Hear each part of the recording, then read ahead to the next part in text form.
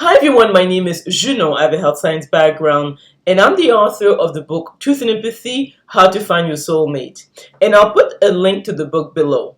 This video is about the romantic compatibility between ENFJs and ISTPs. I think most people have asked themselves the question, what makes or breaks a relationship long term, especially when it comes to romantic relationships. And I think it's a good idea to look at different characteristics that can actually make a relationship successful. So I think that MBTI is a good starting point. So let's look at what ENFJs and ISTPs have in common. Interesting enough, although ENFJs are officially extroverts, but because they are intuitive feelers, they behave more like introverts because it has to do with the difference in energy between the person and who surrounds him or her. So in this case of ENFJs, they have one of the best energies. Their energy is only lower than the INFJ. So this personality type will probably need to be alone or with few close friends and family members to recharge. Same thing obviously with the ISTP, because the ISTP is an introvert, although not to the degree of like intuitive thinkers or intuitive feelers, but they probably would need more time to be on their own to recharge compared, let's say, to the ESTP. And the other point also is that because the ENFJ is into feeler, they tend to be more open-minded. So they're not really traditional compared to, let's say, an ISFJ. So they will understand each other. So the ISTP obviously being a sense of perceiver. Sense of perceivers are the creative type. They're the type who like things are new, different. So they will appreciate this open-mindedness between each other. But obviously, there are going to be a number of hurdles. First of all, it has to do with what type of mate they are. So if you look at the ENFJ is the soulmate type. So they are looking for, the one.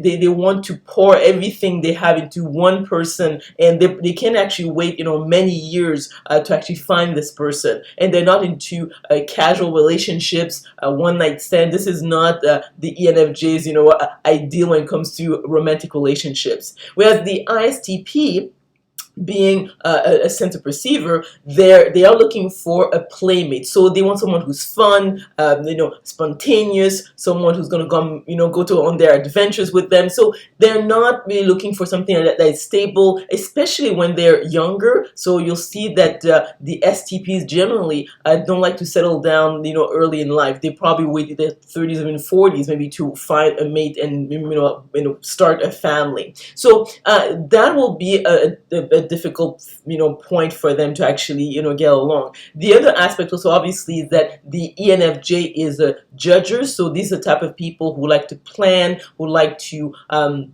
really know what's going to happen down the road. They don't like surprises. They're reliable, reachable, and this is not what the ESTP is really looking for. So therefore the ENFJ won't feel that the ISTP is able to meet their needs for security and stability, because the ISTP is a masculine, spontaneous type of personality type. So these are people even more so than the feminine type of, like, let's say, the ESFP or the ISFP, to not be really reliable or reachable. So these are people who don't like to be bugged down or be limited in terms of their movement. So you'll see that they weren't able to fulfill each other on that level. Obviously, the other aspect is that the ENFJ is a feminine energy, so it's a very right brain dominant. These are people who are affectionate. They like to bond. They like to really have like a close relationships with their loved ones. The ISTP is not really like that because they have a masculine and spontaneous way of dealing in their relationships. So they really would clash on that level. The other point as well is that you'll see in the long run, they will have this dynamic that the ENFJ will probably sacrifice him or herself to accommodate the ISTP, and there might be a lot of resentment being built up. And also, when it comes to the trajectory of their relationship, is that you'll see that the ENFJ would want to settle down very quickly, whereas the ISTP would like to sort of wait and see. So these are people who like to keep their options open. These are people also who don't mind having short relationships and even one night stands, which really, when it comes to the ENFJ, this is something that they do not like. They won't even contemplate that. So on a number of levels, this is not a good combination when it comes to being, happily married and being in a fulfilling relationship. So to summarize, this is a very poor romantic match for a number of reasons. One is a right brain dominant, very much into bonding, feeling one with their partners. They want reliability, reachability. These are people who like to plan. They come from the heart, whereas the ESTP is a left brain dominant, and left brain dominant individuals don't fare as well in terms of their romantic relationship because it's not really something that they are naturally gifted in terms of understanding, let's say, the emotional context of a situation. They're not really looking for being tied down or start a family very early. So they tend to be the entrepreneurs. So in other words, they might not be easily available, reachable to their loved ones.